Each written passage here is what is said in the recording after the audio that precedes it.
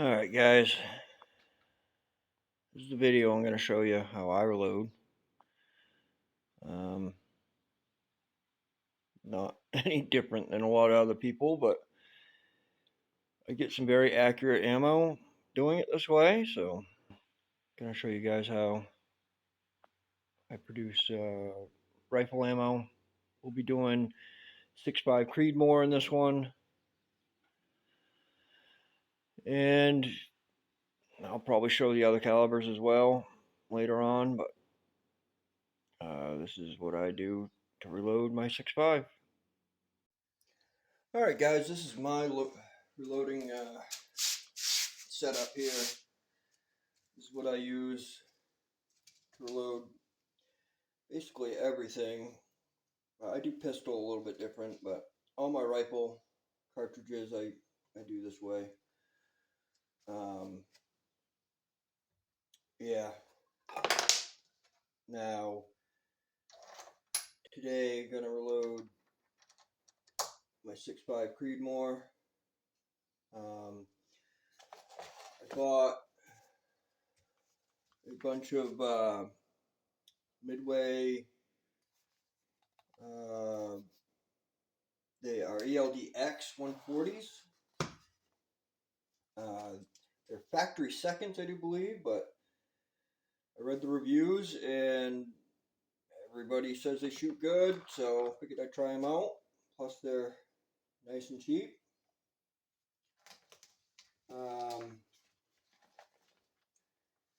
Today we're going to be using, I'm starting to try and use up my all my old primers. I have a ton of primers. Old CCI. A lot of these I got from an old man down the road. He was a gunsmith and he stopped reloading, so he stopped doing everything, retired, and gave me all his stuff. So in that stuff was a bunch of old primers. Old Remington 9.5s. Don't know how old they are, but they're not rusty. They're not, nothing wrong with them at all. I did some test fires of them, I don't know, a while back, and yeah, they all went off. I loaded a whole stack of them and didn't get a single misfire. But yeah, so trying to get through some of these old primers. It gave me, for comparing, let's see here. For comparing, that's the new Remington box. That's the old. So yeah, not sure how old they are, but they're old. He gave me 3 or 4 boxes of those, boxes of 100 of those Remington primers. And then he gave me, I don't know, 7 or 8 of these CCI. Now these are Magnums. I'm going to start using Magnums. Well, I started using Magnums already for the Creedmoor, and I think they work a little bit better. I've read up on them as well. I guess you get, and in some manuals you're going to get, they say to use Magnum primers in some manuals for the Creedmoor as well. So I switched to Magnum primers. This is the Lee Classic Cast press. I've had this for a long time. Everything I use here, like I said, I refined my process a little bit. I was using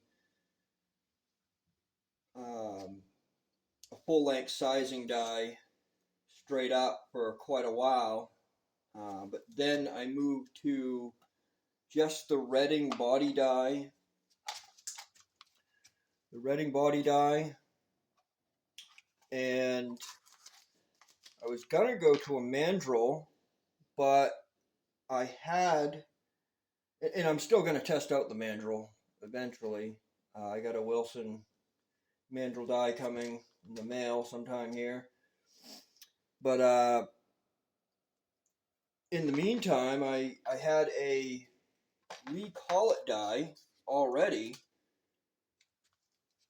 and so I tried this setup, which I always check accuracy if I'm moving to a different setup.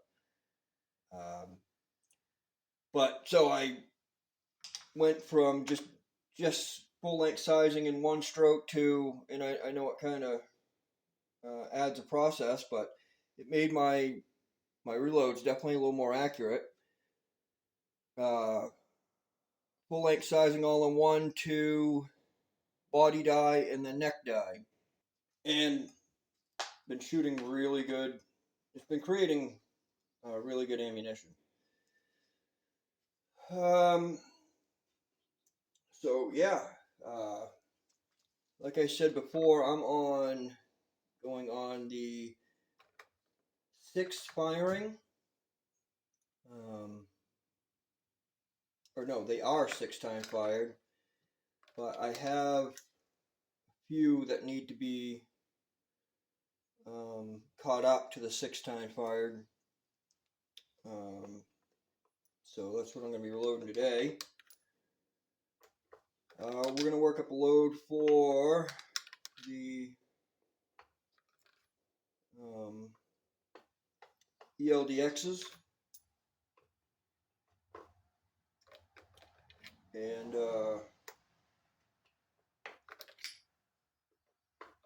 yeah, see how they go. So I've worked up a load for the Barnes, 140 Barnes match burners.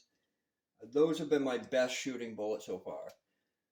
If you go and look on the channel there, I found a load that shoots .172. Now that was my smallest group with that, 3-shot group.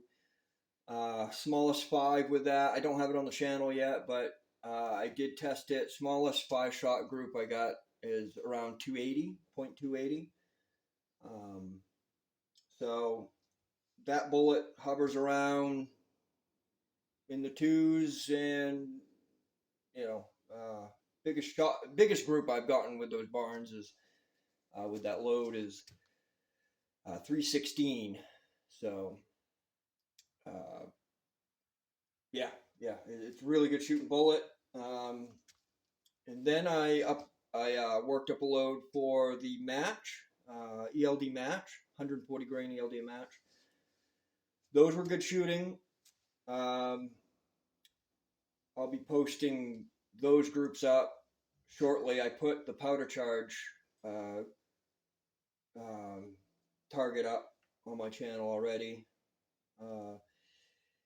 and my seating test will be up there here shortly. But yeah, ELD match shot pretty good as well. Not quite as good as the Barnes so far. And then I did a workup on the SMKs, the Sierra Match Kings. Now those ones were factory seconds, the SMKs.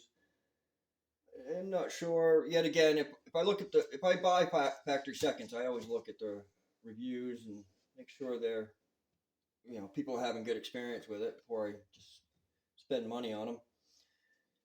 But yeah, everybody said they shoot like a normal SMK. They were 120 grains, so I wanted to try a lighter bullet because all the 140s have been shooting really good out of that gun. So I figured I'd try some light bullets, and yeah, they shot okay. Not as good as the 140s, but the groups are up on my channel if you want to look at them. But they shot good. They weren't too bad. And now I'm going to do an ELDX. I know they're hunting bullets, but I know a lot of people say they shoot as good as the match, if not better, in their guns. So figured I'd buy them and give them a test run. So first things first.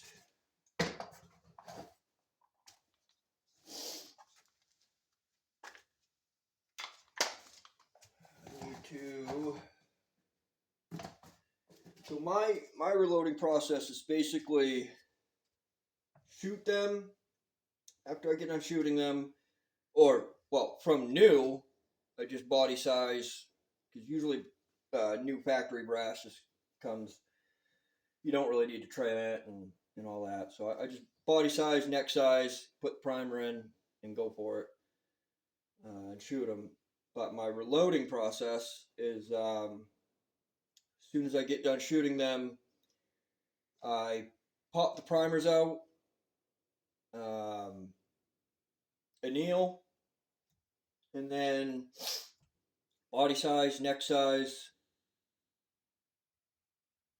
clean the primer pocket out. See, this bench rest gun I have right now, the case seals so well in it. I don't get much blackened around the necks. So this is an uncleaned case right here. So I don't really tumble. I don't clean my brass until I need to, really. I clean the primer pocket, that's it. So with a gas gun, you know, AR-10, AR-15, you got to. I do with my AR-10. I tumble the brass every couple firings, because I'm also not looking for super stellar groups out of my AR-10 either. But so yeah, with this bench rest gun, I don't need to tumble. I'm on my 6th firing, and that's what they look like, uncleaned. So this gun, they seal real well in the chamber, so I don't get no char on the necks and stuff like that. So yeah, first things first, always check your headspace. You know, your headspace should be the same. I use a pair of iGang calipers. They work well for me. They're always on. Always return to 0 for me, so a good set of calipers. They're just the iGang Easy Cals. Like I showed, I'm going to be putting up, the first video to drop is going to be my whole initial reloading setup when I first started, but I'm still using most of the stuff out of that video. Like I said in that video, I did upgrade some things, which is basically just the press, the Hornady automatic thrower,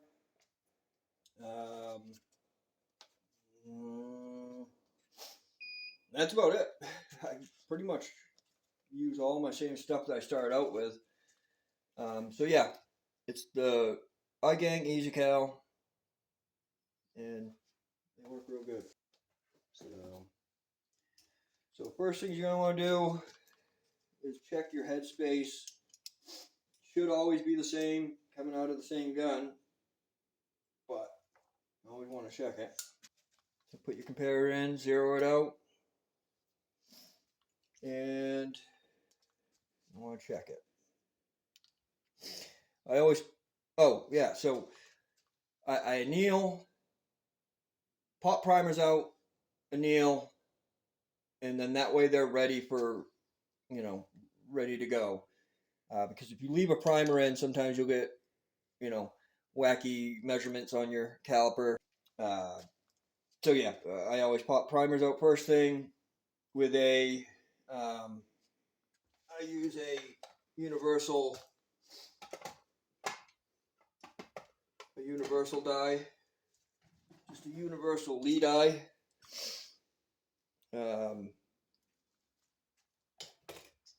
Just a universal decapping die from Lee.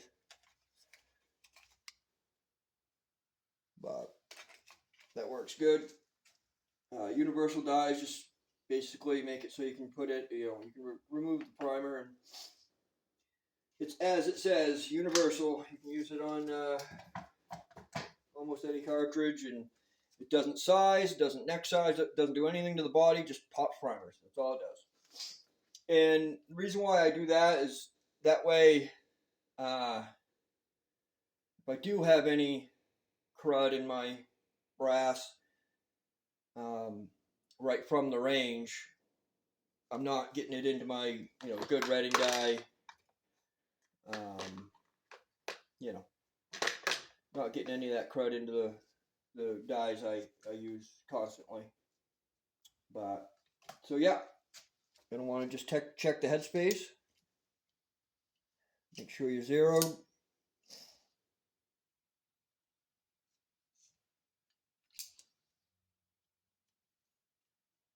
And yep, that's right on. So the headspace in this gun is usually right on at 1557, 1556 and a half. I don't know if you can read that or not, but so yeah, it's right at 1556 and a half. Most of them. Some are 1555, but for lube, I use the good old trusty Imperial sizing dye wax. I see a lot of people use that. It's really good stuff. I started off with the Lee lubricant. That stuff works good too.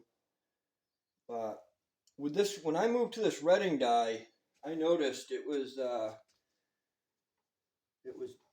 tighter dye. I didn't get any stuck in it, but it was close. So I basically just lube, bump shoulders. I go anything over 1,000 is good. I got this set up for about 1.5. So yeah, starting out, yeah, 1556 and a half.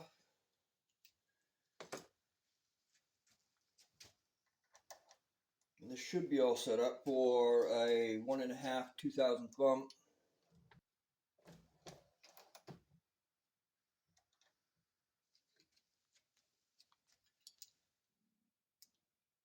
All right, 1554.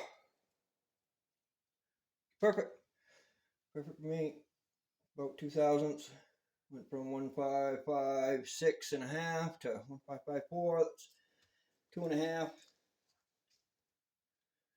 And some read 1555. So yeah, that's good enough for me.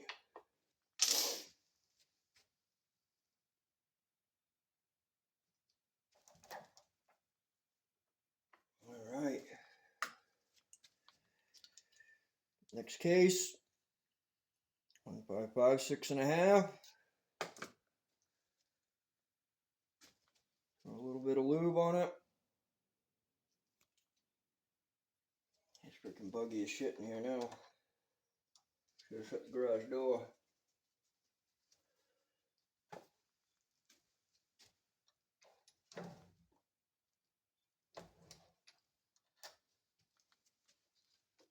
And then recheck. 1553 and a half, 1554. Yeah, good enough. As long as I'm not bumping the shoulder 3, 4 thousandths, 4 thousandths, I'm happy. I'm good. All right, so next process. I'm not going to bore you with the doing every single case here. Next process, primer pockets.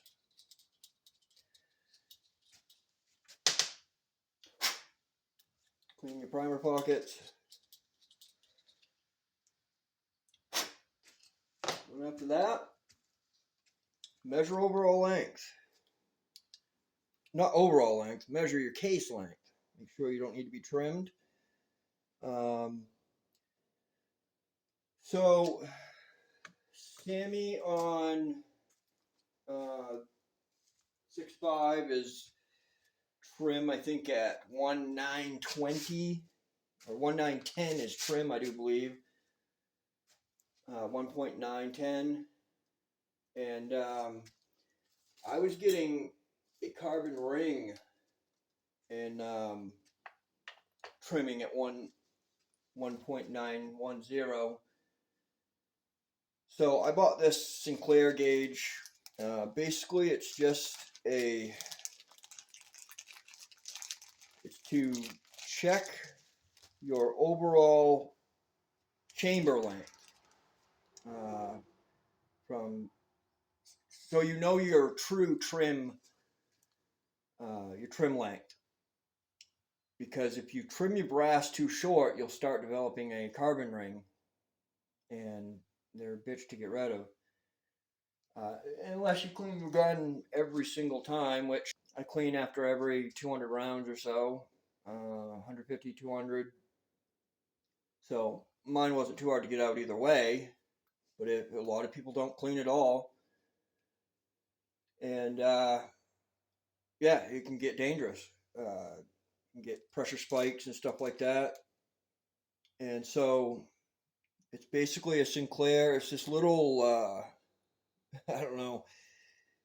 It says it's a soft steel. That way it don't mar up your chamber. Let's see here. What does Sinclair call it? They call it something super special. Yeah, right here. This tool is intended for use in bolt-action centerfire rifles only. The inserts are made from leaded steel and will not scratch the chamber surface. So that's what they say it is. Leaded steel. So I got it on Brownells. It's a nice little tool. Makes it so you can know what your true trim length is and back off from that, because you don't want to leave it. You don't want to leave your trim right up against the chamber, because then you're just doing the same thing as what a carbon ring does for you. You'll get pressure spikes. So they say to back off like 16 thousandths or so from trim or something like that. But it's at Brownells if you guys want something like that. It's called, what is it called? Yeah, chamber length gauge. It's not to be confused with the Hornady OAL gauge. That's overall length gauge. So that's strictly just chamber. It just tells you what your chamber length is so you can trim it properly and reduce or eliminate carbon ring. Because like I said, at trimming at 1.910 for me, I had, God, it is a matched chamber, but I trim at 920, right at max length.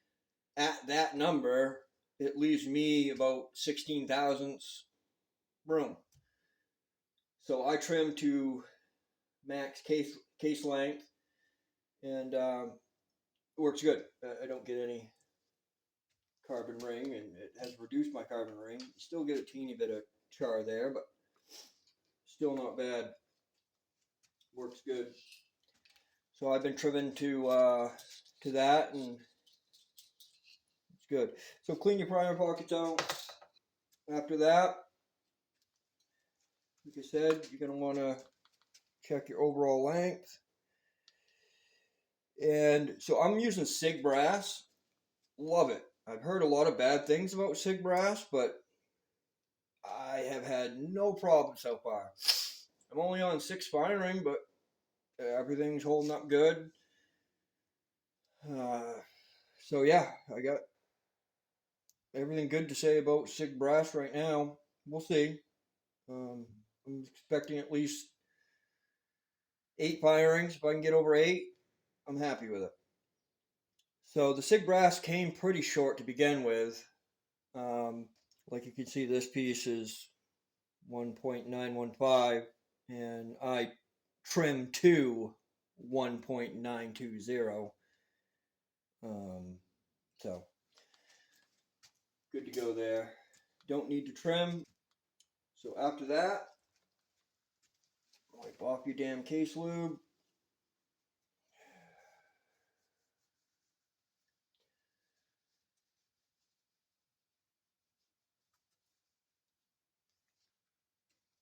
Let's see here.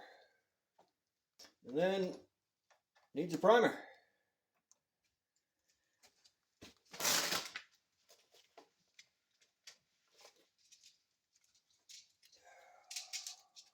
So yeah, like I said, I've been using the Magnum primers. And I prime on press. I like it. Works good. I get plenty of feel. So that's the way I do it. I know a lot of people say they don't get enough feeling on the priming on the press, so they like the little hand primers. But I don't know. I like this. It works good. So, oh yeah, actually, before I prime, I'm gonna chamfer deburr.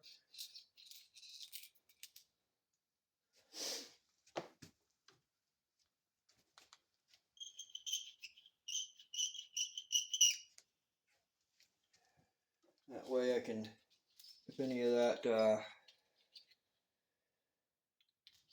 brass stuff doesn't get down my primer.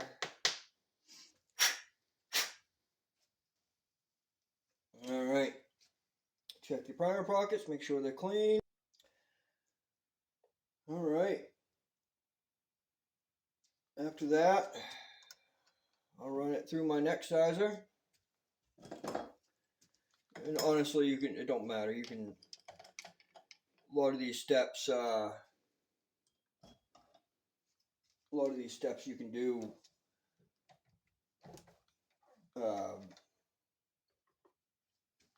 you know, you can kind of interchange some of these.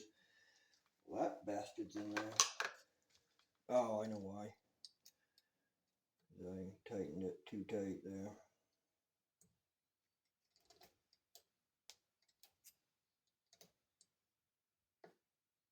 There we go.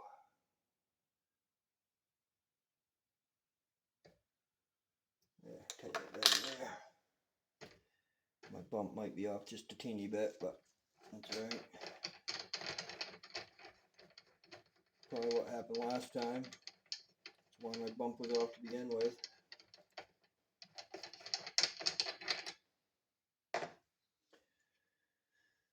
So yeah, with the redding die, you're basically going to be running it down to the shell holder, and then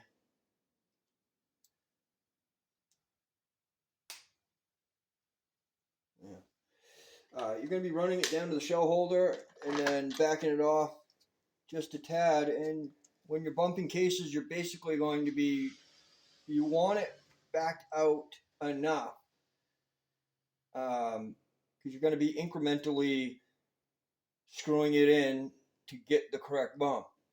So that's what I do. I just screw it down to the shell holder, back it off a turn, turn and a half, something like that, and then go from there.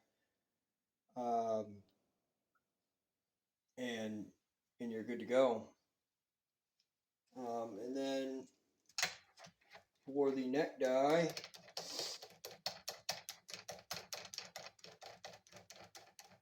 I just screw it down until it hits. And back it out, back it off a tad.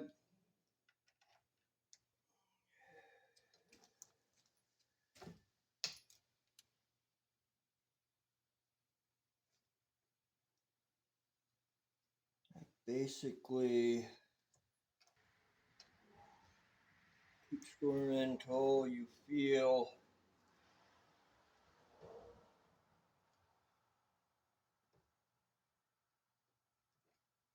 the neck starting to get sized.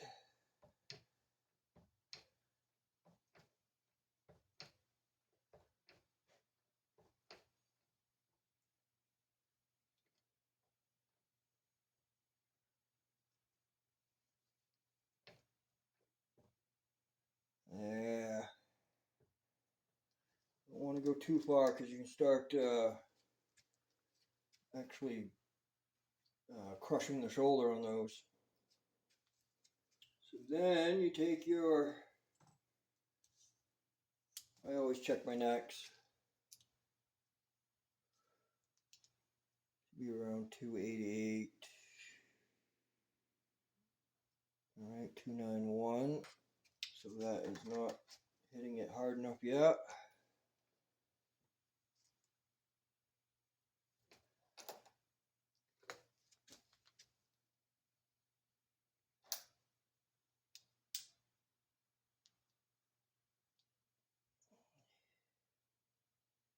Two nine zero. You don't really need to lube for just necks.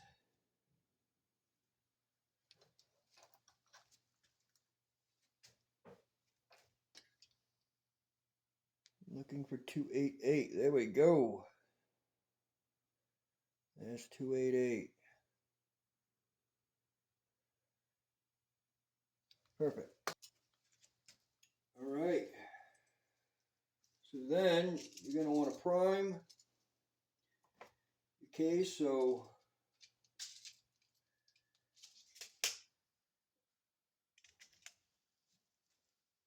I'm using Magnum primers. So you are sized, cleaned your primer pocket, chamfered the bird. Make sure all the crap's out of your case. And then you prime. I prime on the press. I like it. Works good. I get plenty of feel. Some people don't like it because they say they don't get enough feeling of the primer going seating, but I don't know. I like it. Plenty of feeling for me.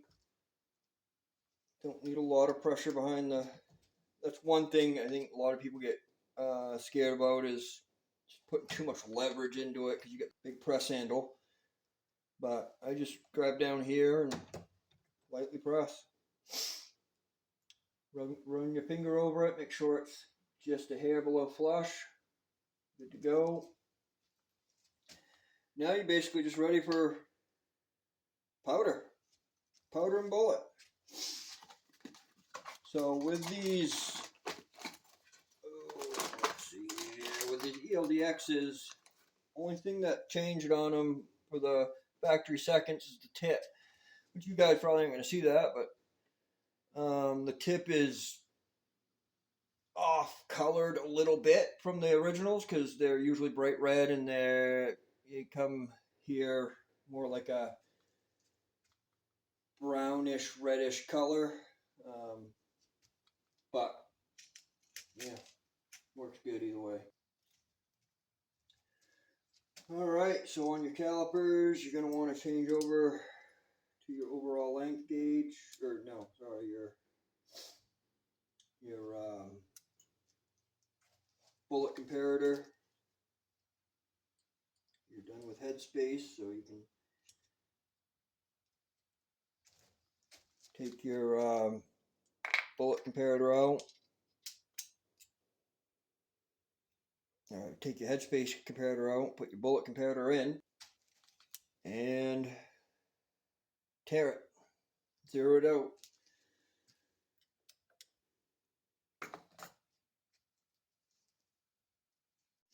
Alright guys, picking up where we left off.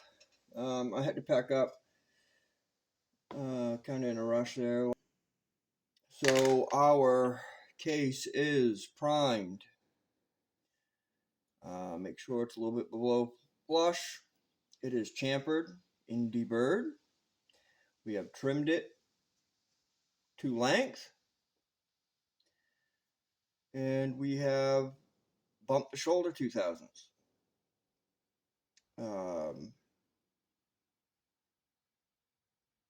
And basically we're just ready for powder and bullet.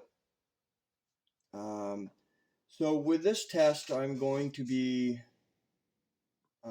doing a powder charge, or a powder test, obviously. And basically the way I'm going to do it is, since I have already worked with 140 grain bullets, I've worked up 2 of them now. And both of them have liked around 40 grains. Both have, one has liked 40.6 grains, and one has liked 40.4 grains. So in this test, I'm going to start at 39.1. They're all going to be seated 20 thousandths off the lens. So in the powder test, I keep, obviously, seating depth the same. You got to do that, because then you're going to do a seating depth test anyways. So keep that consistent. And I always start right off 20 thousandths off the lens. And then when I go to my seating depth test, I usually start at like 50 thousandths off the lens and move right up to touching the lens. And that's usually where I see my most, increased accuracy is, somewhere around there. I usually move 0.5. Sometimes I'll do 0.3, but the name of the game is trying to get accuracy, but also not waste too many components. So, yeah, 0.5 on seating depth has worked for me. So basically we're ready for powder. So 39.1.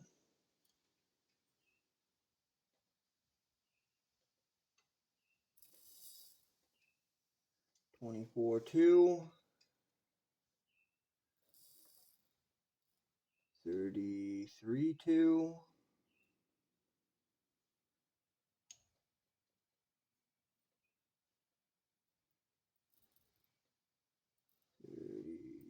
34.4. 36. 37. 38. Ooh, woo, woo, woo. 39.6. Alright. 39 and 39.1.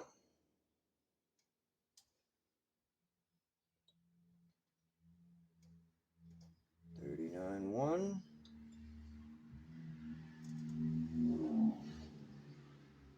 Holy shit, that car sounded like hell.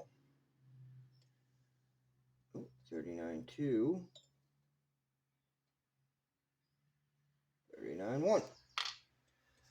Good enough.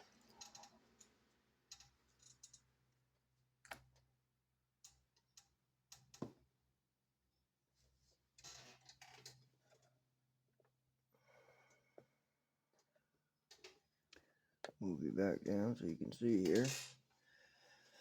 Alright.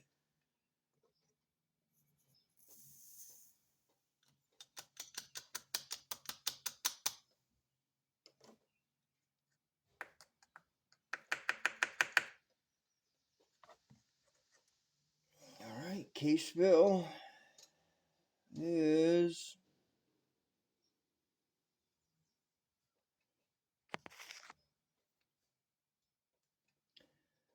let's see here. Yeah, about there. So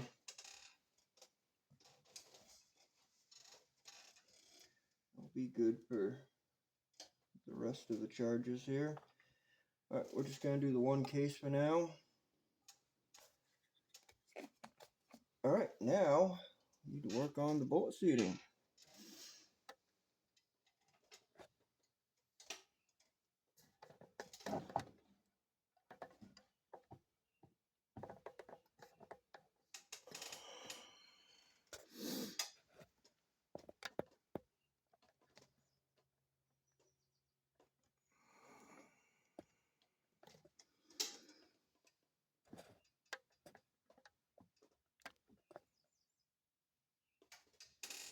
Alright,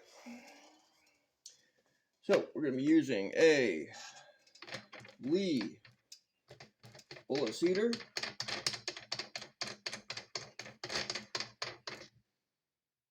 I'll tell you, Lee makes some incredible accurate dies. I've tried Hornady, RCBS, and Redding,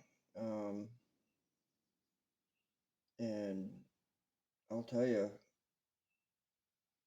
the Hornady has kept up to any one of those. I mean, the Lee has kept up to any one of those.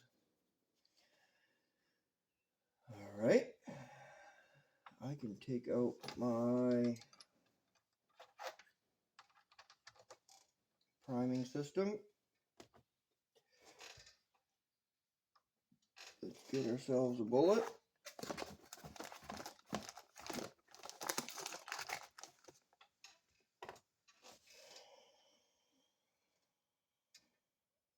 Alright, we are charged.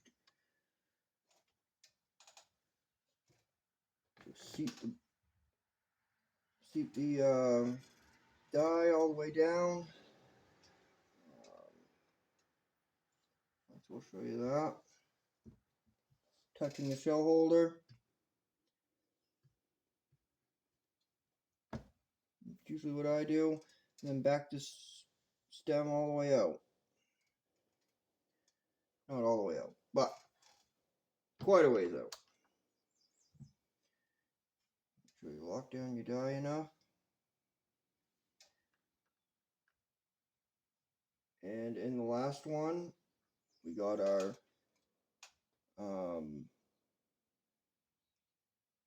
neck tension correct. We're at 288 with the collet die, with the collet neck die.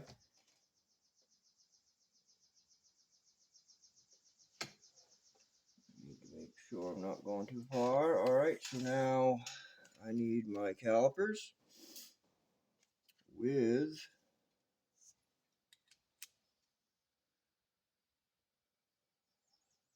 my bullet comparator. Make sure you're zeroed out.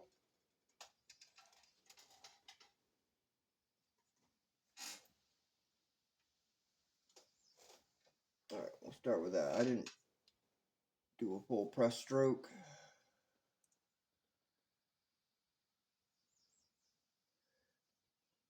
Well, I guess I suppose I should tell you. So I'm going 20 thousandths off the lands on the powder test. All the bullets will be sitting at 20 thousandths, and then after that I will do a seating depth test as well. But for the powder test, I leave all of them at 20 thousandths off, and in that way it's just consistency for that powder test. And then for seating depth tests, I'll start probably 50 thousandths off the lands and go up 0.5 from there, all the way to touching the lands. I rarely ever go in jam into lands. Some bullets need it, most don't. In my experience, at least. So 20 thousandths off the lands on ELDX.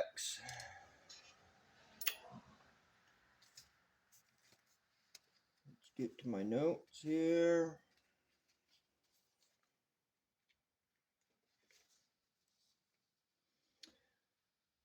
So So for ELDX, touching is 2.245 with the comparator.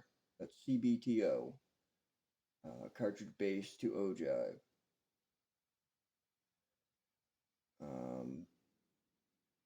So touching for the ELDM was 2.238. Touching for the ELDX is 2.245. And for that Barnes was 2.247. Because every bullet with a comparator is going to be a different, most likely going to be a different number. The comparator don't measure the same spot on the ogive of every bullet. So if the ogive is a little bit different on a bullet, it's going to be a different measurement.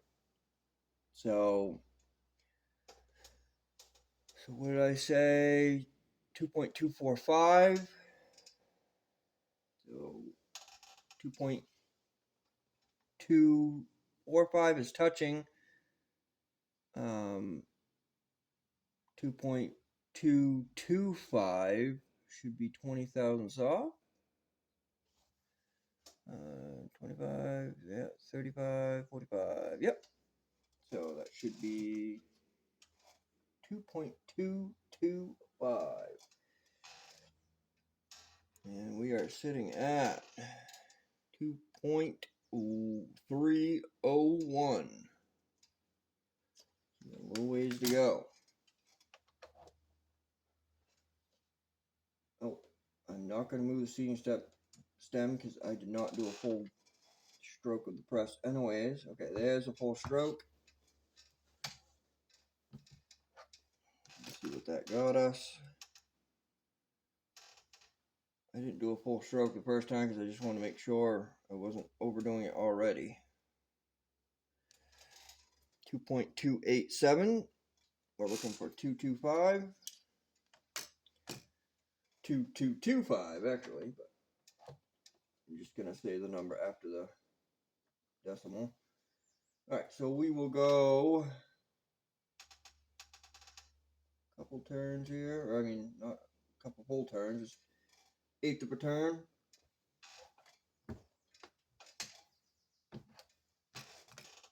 I noticed with these lead eyes, it makes it very concentric, and it don't take too much of a turn to start moving the bullet down. Eighth of a turn got me to 279. So let's go for quarter turn.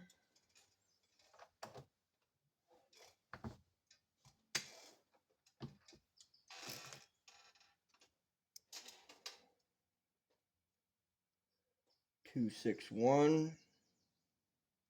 That's where a micrometer die would come in handy, because you can just take the measurement and go and correct. Take the measurement and then correct it on the die. All right, we'll just do quarter turns from here. Another quarter turn.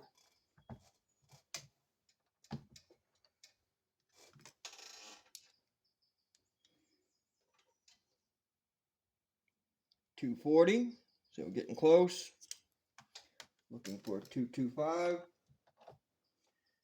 quarter turn.